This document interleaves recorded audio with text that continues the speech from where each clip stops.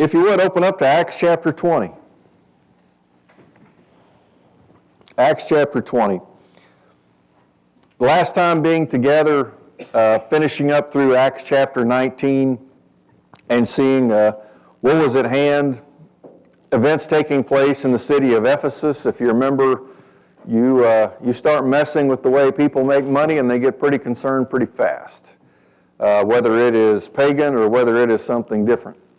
And so, as all this settles down in the city of Ephesus, all of a sudden, they dismiss the group that's there, and things kind of settle back down into what we probably call something along the lines of normal.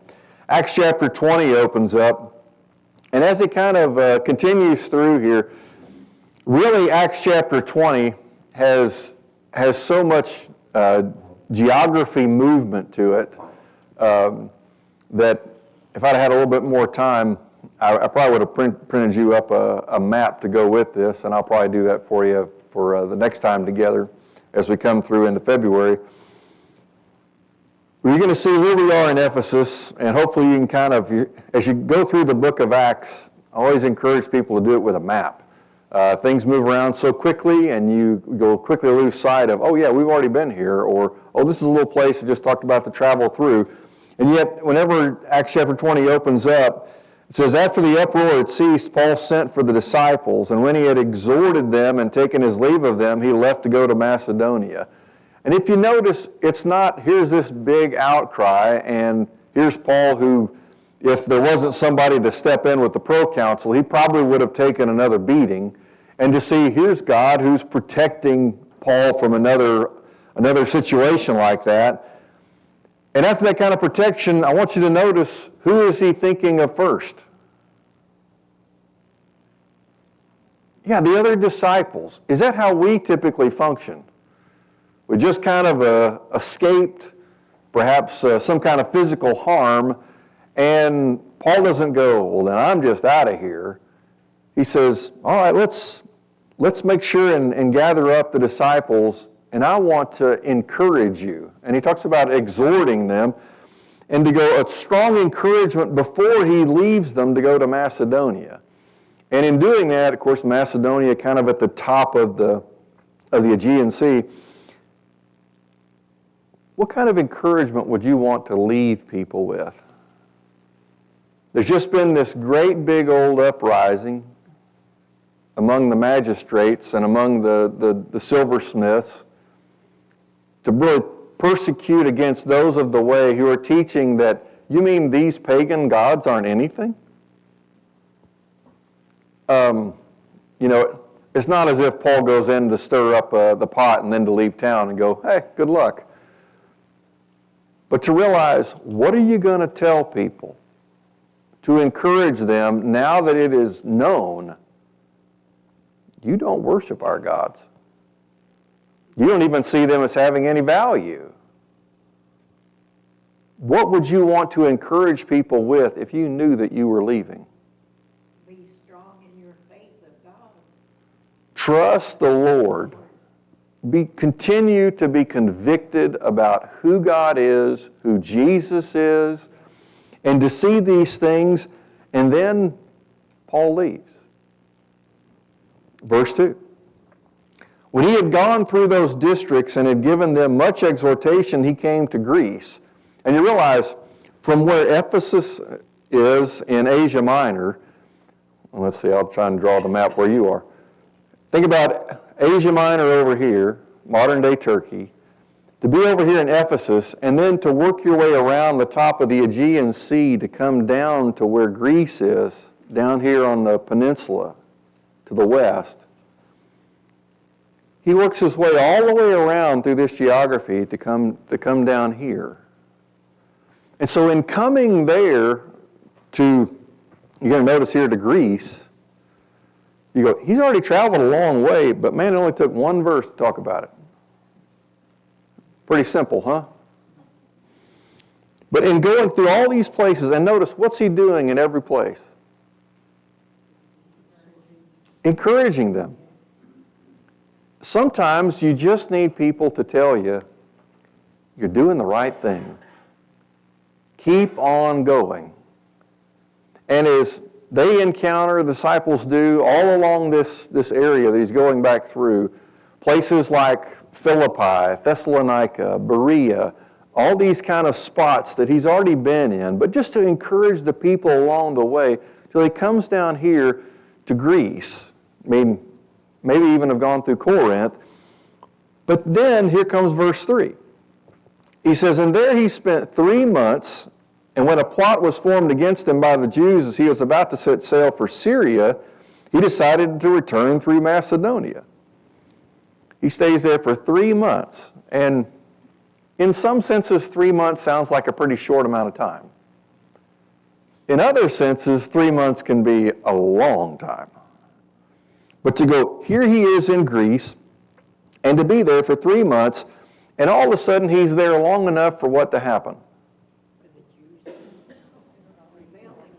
For the Jews to want to kill him. Now keep in mind, everything about this has been to encourage the brethren along the way.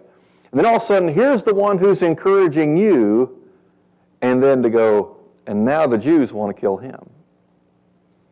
Would that encourage you to stand up? Or would that discourage you from going, I'm not so sure we should be so public about this thing? And everything about that answer has to do with conviction of faith, right? Because if you are already fully convicted, hey, this Jesus is the only way to have life. Imitating Jesus is the only way to share in eternal life with him by his blood. It doesn't matter what happens among people. There's no way I'm changing my mind, and there's no way I'm changing my life away from being more Christ-like. Now, if you're weak in faith, what happens? You just crumble and you kind of draw back away from anything that would truly be about imitating Jesus. Now, here they are, and I want you to notice how his plan changes. In verse 3, what does it seem like he's getting ready to do? He's going to take a ship and go across the Aegean Sea and down into the Mediterranean and head back for Syria, which is where Antioch is. So really almost like heading back to this home congregation that he works out of a lot. But yet, whenever he sees this coming against him, what does he decide to do then? Let's make this Macedonian trek again, and let's make sure these disciples are encouraged. What do you see about the heart of Paul?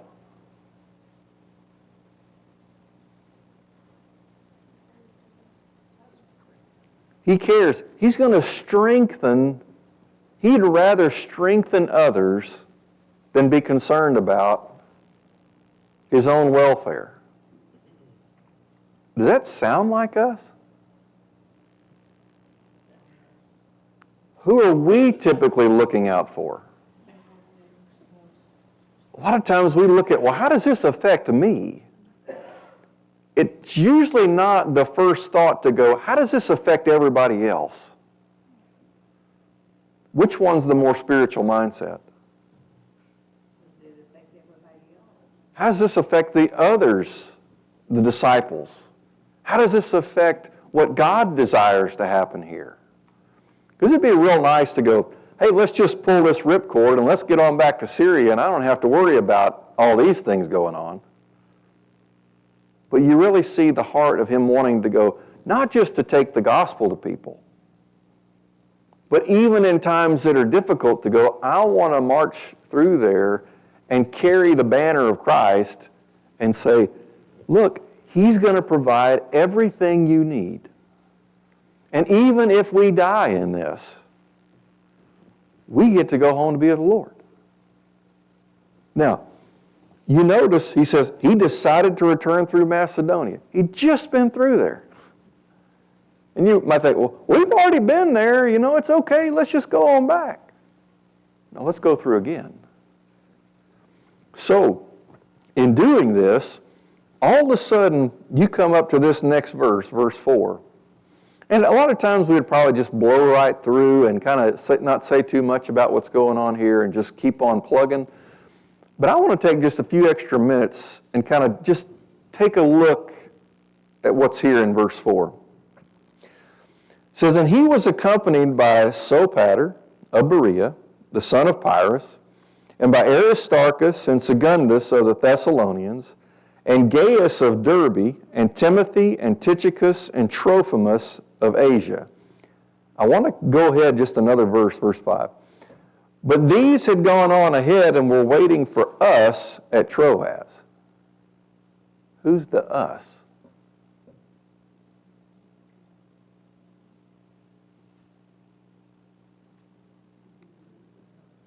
All right, Luke's one of them. So you got Luke and Paul, at least. There may have been some others. But I want you to kind of take note in verse 5. But these had gone on ahead and were waiting for us at Troas. So this group of men that's in verse 4, they're already in the city of Troas and they're waiting. They're waiting for Paul and they're waiting for Luke to get there.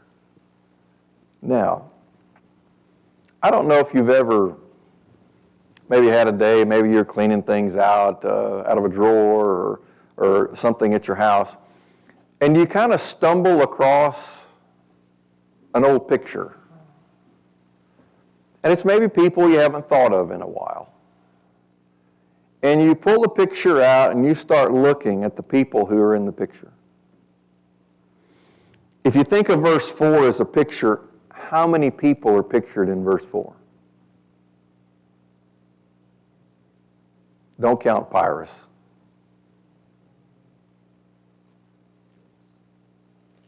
Did you come up with 7? Now, you think about pulling out a picture, and there's part of this that makes me want to include Luke and Paul in this too. 9 total men. And to think, out of all these different things that you've been through, and we're going to find a little something out about these 7 men. But whenever you look at that old picture, and maybe for us, maybe it's black and white, which tells you maybe some age on it. And you kind of already know what happened in their lives after these things. Maybe the picture is from a time when everybody was young. And then you look at it and you go, okay, well, this one went on to do this, and this one went on to do that, and oh yeah, this one, got sick. And you start looking through these things, and you don't just see a place in time.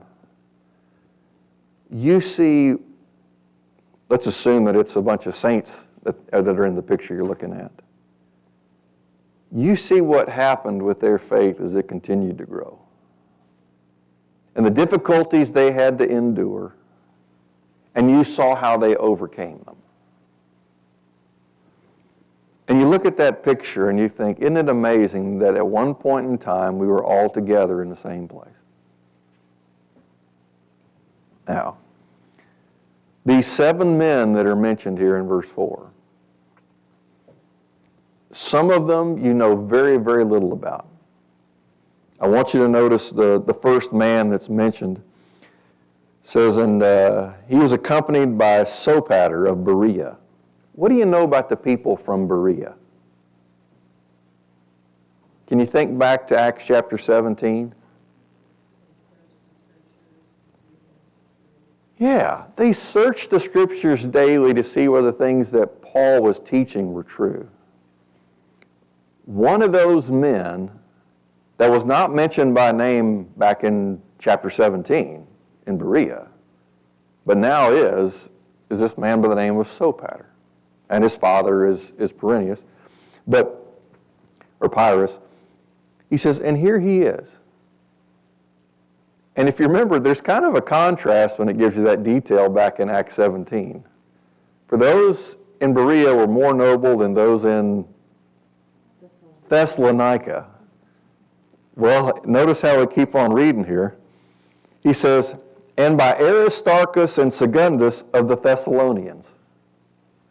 Well, does that mean that nobody in Thessalonica Thessalonica came to truly have faith in who Jesus was? Certainly not. Certainly not. But if you look at it here, Sopater, his name doesn't show up anywhere else in Scripture. This is the one and only time you're going to see his name. But what's so curious is, out of these men who were traveling companions with Paul and Luke, for whatever reason, his name is pushed forward first. And it's specifically pointed out, he is from Berea. And you can kind of see him going, what would you assume about somebody who has a daily course of wanting to be in the Scriptures? What are you going to assume about them? Strong in faith. Whenever they get met with opposition, what are they thinking of? They're going to think of the promises of God? They're going to let Scripture really dominate their life? Then you see Aristarchus gets brought up by name. Aristarchus is described in some other places as well. And actually, if you look back at Acts chapter 19, I want you to look at verse 29. When it was taking place back in Ephesus, it says, the city was filled with the confusion, and they rushed with one accord into the theater, dragging along Gaius and Aristarchus, Paul's traveling companions from Macedonia. And you go, yeah, Macedonia is the regional name. What specific city are they from? Thessalonica. And you go, here's Gaius and Aristarchus who are traveling companions with Paul. Did that ever get them into trouble? Yeah, like the last big town that we were talking about in chapter 19 in Ephesus. Usually whenever you have friends that might get you into hot water, what happens in the relationship?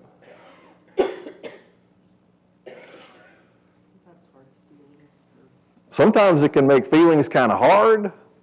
If what you're getting in hot water for is evil, usually what do? I'm going to sever this relationship after maybe a good opportunity to share something good. But what if you have gone through these difficulties together? What does it do? And you see that it is for a good cause.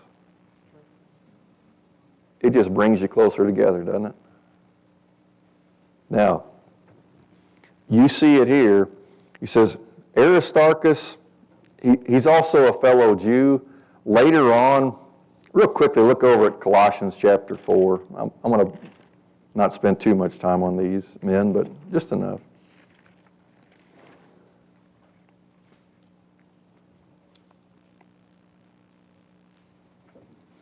Look down at verse 10, actually 10 and 11. Colossians chapter 4, verses 10 and 11.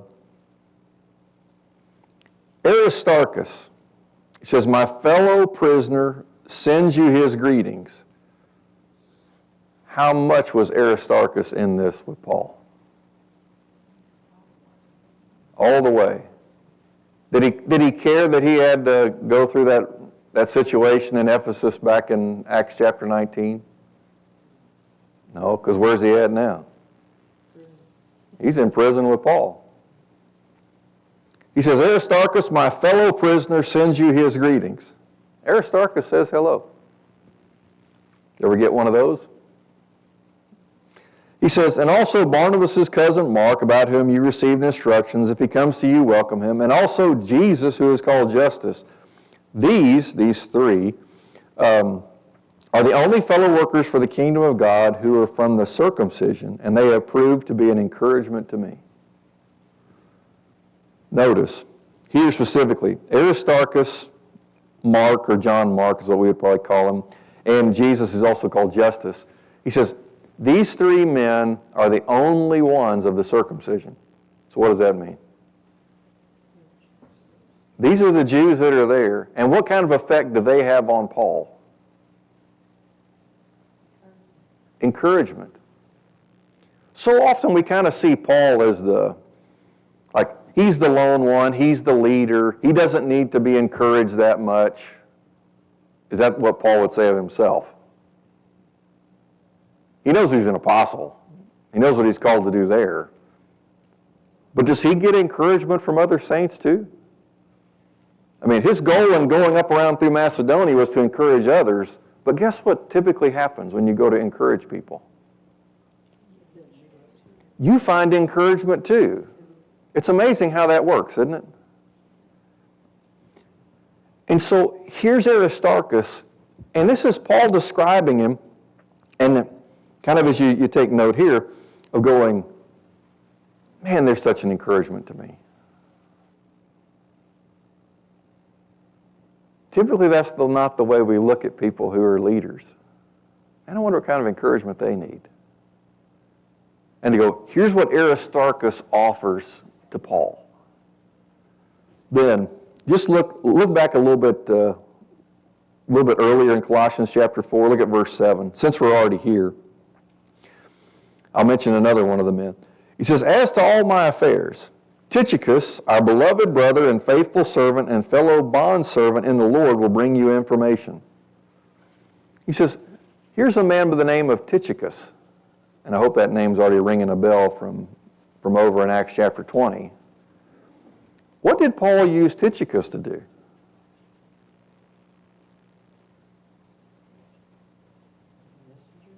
A courier, like a messenger. He says, and by the way, over in Ephesians chapter 6, it's going to mention Tychicus there too. Tychicus is probably the courier that brought the prison letter of Ephesians, to those who are at Ephesus.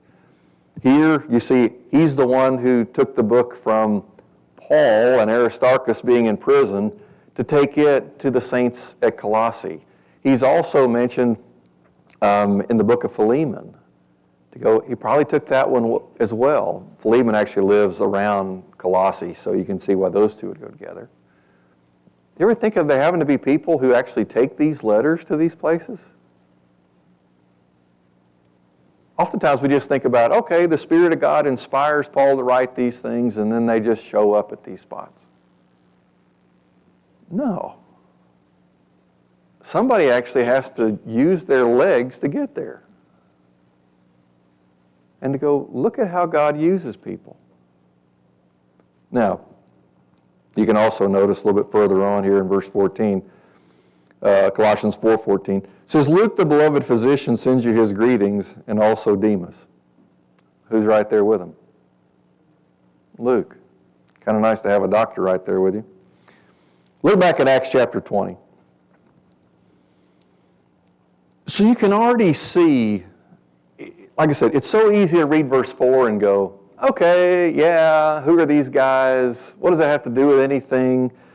But you go, here's Sopater, a man who comes from a town with a renowned reputation of studying Scripture. You go, here's two other men, Aristarchus, who is an encourager to Paul, as well as Aristarchus being a fellow Jew who's there, and one who's a fellow prisoner with Paul, and he's there through the thick and thin of it. And he doesn't care about himself either. He's in this for the cause of Christ. The next man that it brings up, he says Secundus. One and only time you're going to run into Secundus. The only thing you really know about him is he's from Thessalonica. Not a Berean, but still a good man. Then it continues on, Gaius of Derbe. And all these places are spots that they went to going through from Greece back over to, if you remember where they're waiting for them, over at Troas. It's like going back through the home cities of these different places, except for maybe Derbe's a little bit far off. But here's Gaius, and there's a couple of different men in the New Testament who go by the name of Gaius. One's in Rome, one's in Corinth. Another one, of course, 3 John's written to beloved Gaius. And so you don't really know who to tie him to, other than the fact, here he is with Derbe. And there's another young man who was there from around Derbe or Lystra, and you know him probably a whole lot better than you know the rest of these guys. It's Timothy. And you go, Timothy is going to be the next generation. Probably if you looked at the picture, Timothy's the youngest one. There's always one of those in there, isn't there? Somebody who's just a little bit younger than the others. And so you go, here's Gaius of Derbe, and Timothy, and then here's Tychicus. And Tychicus is the one who's the courier. He's the one who takes He takes these things, takes the letter to the Ephesians, takes the letter to those in Colossae. He's also a reporter. Several times Paul will say, and Tychicus will tell you of my affairs whenever he gets there. I don't have to write it down. We're real curious. We wish it had been written down. But for him, he says, ask him whatever you want to, he'll tell you. Now, and in doing that, to also see with Tychicus, that's what God used him for. And you think, can you imagine somebody traveling with Paul and their job is to be the reporter, to be the courier? Is that an important role? Certainly is, especially if you live in Ephesus or Colossae. That's a mighty important role. I'm afraid sometimes we look at the different roles that we play, and because it's not something that is bigger, people are made to feel like what they're doing is lesser. I hope you're picking up on something here. The lesser is just as important. And it's really not lesser at all. Then, of course, it ends with this one. At the end of verse 4, it says, and Trophimus of Asia. Do you know anything about Trophimus? Anything come to mind? I'm going to show you this one, and then we'll kind of be done with this aspect. Look over at 2 Timothy chapter 4.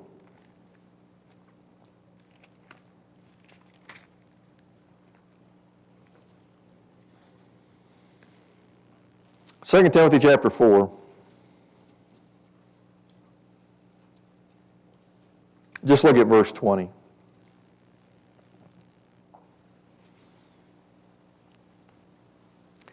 says, Erastus remained at Corinth, but Trophimus I left sick at Miletus. What's Trophimus known for? Sick. He was sick.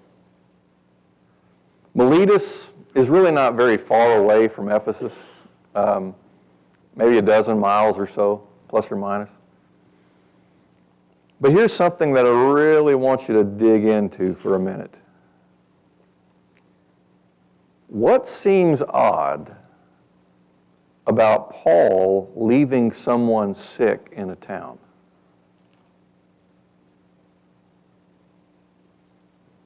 What seems odd about that?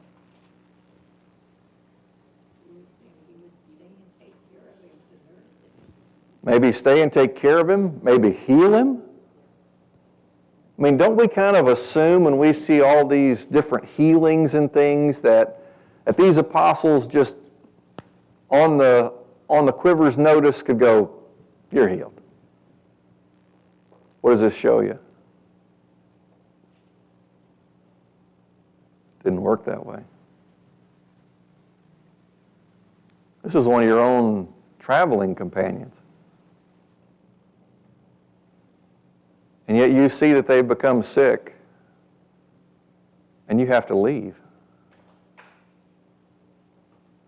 You ever done that?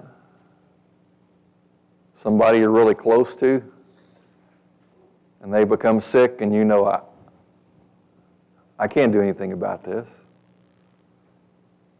And you just have to leave. And to go, Paul had been there with Trophimus. And it's not like this miraculous power was something they could use according to their own will. Don't you think Paul wanted Trophimus to be healed? It kind of challenges us in some new ways with this miraculous stuff, doesn't it? To go, it's not about man's will. It's about God's will. Now, you notice what's here at the heart of it. Come back over to Acts chapter 20. And so later on, when the story of 2 Timothy is given and the letter is sent, I just want you to kind of see, and I don't do this very often, and I think you can understand why. Here in verse 4, how quickly was it to read through all these names and just want to go on? Sometimes there's some little gold nuggets that are hidden in here. But if we never take the time to really drill down and see them, you'll never get to enjoy them. And to go, you know what? This was kind of a band of brothers, 7, and along with Luke, and along with Paul, and there could have been some others, but these we know for certain. They don't all come from the same place. They don't all have the same role. They're not all used to do the exact same thing. But does the Lord use all of them? Yes. And He wanted them mentioned. And what something is, of course, here's Luke writing this out. And it'd be really easy just to go, and there were some men who we met in Troas. But to Luke and to the Spirit of God, you need to just know about these men. For some of them, just to know their name. Don't know anything more about Sopater, don't know anything more about Secundus. But some of these others, you just get a little glimmer into. Then, of course, when you get to verse 5, he says, but these had gone on ahead and were waiting for us at Troas. He says, this is the welcoming party. Whenever Luke and Paul get to Troas, over on the east side of the Aegean Sea, he says, here they are, and they're waiting for us. Verse 6, we sailed from Philippi after the days of unleavened bread and came to them at Troas within 5 days. And there we stayed 7 days. And of course, Philippi is a coastal town up there on the northern part of the Aegean Sea. And so he says, we set sail from Philippi, and we came down here to Troas. Here's, make sure you fill in the blanks right here. He says, after the days of unleavened bread, what is that? What's another name for that? Passover. He says, oh, well, we were in Philippi for Passover. And here in a little bit, further on down in the chapter, you're going to see him talking about Pentecost. How many days are there between Passover and Pentecost? 50, right? 7 weeks of 7 plus 1. So sometimes you can kind of get a little bit of a mindset of time frame. 50 days, once again, not a short amount of time, not a large amount of time, but just kind of gives you an idea. He says, so here they are, and came to them at Troas within 5 days, and we stayed there for 7 days. We were there for a week. A week's a good amount of time to visit, get to know people, see people again. Then verse 7. So here they are in Troas. This is the location. Verse 7. On the first day of the week, when we were gathered together to break bread, Paul began talking to them, intending to leave the next day, and he prolonged his message until midnight. So, first day of the week, what are they there to do? Lord's Supper. Now, I'm going to tell you about something here. I don't know why this happens from time to time, but it does. In the original language, it's going to say something along the lines of, when we were gathered together to break the bread. Is that different than just breaking bread? So the idea here is, this is really about the supper, about breaking the bread. Because there's another phrase we're going to run into later on, and it's going to use the article the, but it's not there. And it's just about sharing common food together. So, just be careful. Then, so their purpose in gathering together on the first day of the week was to partake of communion. We would say the Lord's Supper. And so, you look here, it says, and Paul began talking to them, intending to leave the next day, so he's already got the itinerary in mind, like, this is the last time we're going to be together, I'm leaving tomorrow. And all of a sudden, these next few events kind of unfold. He says he prolonged his message until midnight. Now, we got to talk about Jewish timing here for a second. We count our days as beginning at what time of day? Midnight. The day begins, it goes from last night, it was Monday at 11:59, and at 12:01, it was Tuesday, right? 11:59 p.m., it was Monday, 12:01 a.m., oh, it's Tuesday. Realize the Jews don't count time like that. When did the Jewish day begin? It's sundown. And if you've ever wondered, why in the world do they do that? Well, read Genesis chapter 1. Because in the beginning, it is dark. That's what begins the day, is darkness. It's a different way of thinking, I know. But whenever that's where your journey with God begins and reading through the book of Genesis, it makes perfect sense. So, even though a few of these folks are Jews, and so the idea is they began at dark. So, what would we call that? This is like, we would call this Saturday night, right? This is after sundown on what we would call Saturday night. Now, look, I'm not purporting any changes. I'm not looking to do anything different. I'm just trying to explain to you what's here. So, he says, on the first day of the week, which would have been beginning on what we would refer to as Saturday night, after sunset on Saturday night, it's the first day of the week for them. What is the very first thing they want to do in this new week? We want to gather together with God's people, and we want to partake of the supper. Now, then it says, Paul already knows I'm leaving tomorrow. And then he goes and he prolonged his message until when? Midnight. Well, that's still quite a bit of time. And whenever you know you only have so much time, all right, let me ask this question of you. Maybe I'm the only one. I doubt it, though. You know you're getting ready to leave. You've already said goodbye in the living room. And then you walk out to the car, and then how long do you stand out there and talk? 20 minutes. Depends on the weather. Depends on the weather. But you realize this is kind of what happens, right? Whenever you know there's only so much time, you're like, oh, I want to tell you this one more thing. Oh, that leads me to think about this. Oh, well, about this.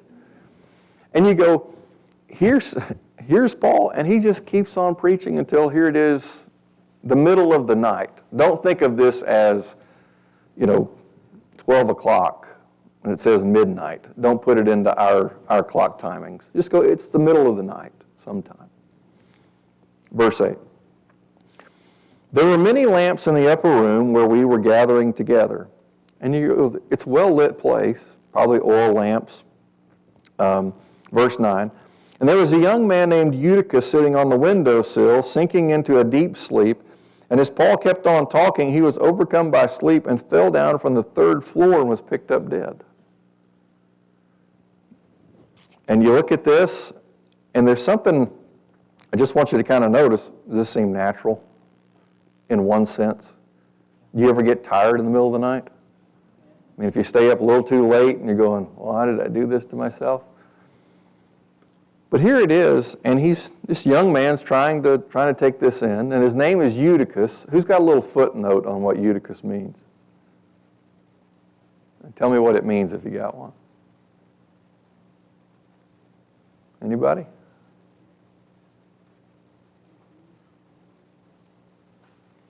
The name Eutychus means lucky. Isn't that something? I wonder if that was really his name before this story or if that's something that happened really after this story. And it's really not luck. Fortune is another good fortune is another interpretation of it. He says, there's a young man named Eutychus, good old Lucky, sitting on the windowsill, sinking into a deep sleep, and as Paul kept on talking, he was overcome by sleep, fell down from the third floor and was picked up dead. Now, the third floor. And this is not some small distance. If you're starting to do the math in your head, how far do you have to fall before it becomes significant? I mean, sometimes at certain ages, this far, but thinking 3 stories up. And notice, just in him falling out, what did people go ahead and assume? He's dead. He is dead. And he says, and was picked up dead. In other words, somebody went down and grabbed him and said, he's dead. They picked him up. He's dead. Verse 10, but Paul went down and fell upon him. And after embracing him, he said, do not be troubled, for his life is in him. He says, he's got life. And you go, what an event. What's something? Now, notice this next aspect, verse 11. When he had gone back up and had broken the bread and eaten. Now, this is that one I was telling you about. If you look in the original language, that little article, the, is not there. And why they translate it that way, I can't tell you. But here's what I want you to take note of. Is this the supper? No. This is, when they had gone back up, what did they decide to do in the middle of the night? You ever have a midnight snack? They decide, you know what? We're just going to share some more time together. He says, and he talked with them a long while until daybreak and then left. And then the sun comes up. Now, here's another layer to this. How many people do you know by name that were there to see Eutychus raised from the dead? You can name 9. At least. So often whenever we look back and you see these names that are in here, we just kind of go, yay, okay. Remember, they were waiting where? They're waiting at Troas. Where does this story take place? Troas. So, here they are, and you realize you've got eyewitnesses to these things. Probably the actual reason that Luke includes it. He says, you know what? You cannot raise the dead. Maybe you should go talk to Secundus. Maybe you should go talk to Trophimus or Tychicus. Maybe you should go talk to Sopater. Aristarchus? Go ask. They'll remember. Because you know, they were gathered together to do what that night? For the sharing in this communion with Christ. Now, here they are, and to be able to see a guy, and like I said, I don't know if his name was Eutychus before the story happened or if it was a nickname he got afterwards. But either way, I just think that's funny. I don't know. That's just me. But as part of all these things together, he says, when he had gone back up and had broken the bread and eaten, he says he talked with them a long while until daybreak. And you think, they literally stayed up all night talking after they partook of the communion. And you go, those people want to learn. They want to share that time together with these other men. And you stop to take that in and go, what would it take for us to spend a whole night together, knowing that you were traveling the next day? What kind of desire do they have to want to learn from Paul? Pretty striking, isn't it? He says, and then left. And to think, broken up in the middle of all that is raising a young man from the dead. What a night, huh? Think you might look back on a picture, had 7 or 9 men in it, and think, we were all there. Unbelievable. But it is believable. Then verse 12, he says, they took away the boy alive and were greatly comforted. I'll bet they were. Quite a different scene, isn't it? And to see what's going on there. So, you kind of get a little bit of a picture. I know kind of for 12 verses we spent maybe a little bit extra time on this, and we probably won't do that very much again. But sometimes it's just worthwhile to slow down. You know, there are times where you can kind of go a little bit quicker. Anything stick out to you that you kind of draw from these dozen verses? Like I said, there's a lot of geography between where things are going, but you kind of see the point, I think, when you get down to the end. Anything stick out to you today? Judy? I think there was just a deep love with these men traveling with Paul. I mean, I just know the love that we share as sisters with our families and stuff, and how we just long to be together, and how, like, the weather kept us apart and how we miss that. But these men were so, they loved God, but they loved Paul, and they were at his feet just learning. And that's just so encouraging. And I just so believe in encouragement for the body, building the body up and encouraging people through their, that is just always on my heart. And I just find that they were doing that too as they visited these people.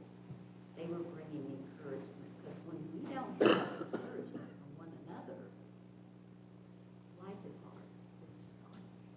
And you think in terms of having that relationship with Christ is what everything is drawing off of with these men. And to go, the same thing happens within us. Whenever Christ is not the central aspect, everything else frays and loses its connection in a proper way. Karen? Sometimes when we're in those deepest trials and struggles, it's easy to let that slip from our mind, and that's why we need one another to remind us. Right, to point us back to Christ, to see that. Yeah. Karen? Oh, it just reminds me of, some of my college days when we would stay up all night talking, and we would be talking, we might be talking about God, and we might be talking to some of our roommates who weren't Christians, and just remembering, these non-Christians, and in that college age where you're kind of trying to find yourself and figure out what you're going to do with your life, they would have so many questions. Well, so is this, well, what about this? Or, and we could stay up all night. Easy, just talking and talking and talking. Right, and you think about those shared relationships together, and you think about what happened in people's lives based upon their decisions of being in those points and those junctures. And we would have, many times baptisms at 3 a.m. or 2 a.m. We'd be talking and studying with somebody, and that happened often. That somebody would decide in the middle of the night. I don't know what it is about the middle of the night too. Right. If you're talking, that some people get very honest for some reason in the middle of the night, more so than in the day. Right. There are things pressing during the day that aren't pressing at night. Yeah. There's just something that strikes me as I'm sitting here listening to them staying up all night and stuff, which we've all, been part of in one way or another. But when Jesus asked them, stay up and watch and pray with me, and they couldn't do it. Right. But at the time, they didn't know what they had in hand. Right. And you think about what Angie brings up in terms of going, here they are, the very night that Jesus is going to be betrayed, and Jesus tells them, can you not keep watch with me for even an hour? And yet later on, there's going to be a deeper drive that goes, we certainly will, and to share in those things together. All right. Enjoy the rest. Oh, Dan. Just an announcement, next week is our February luncheon, and lasagna will be provided as well as meatballs as an alternative for dairy-free and All right. Fantastic. Have a good week.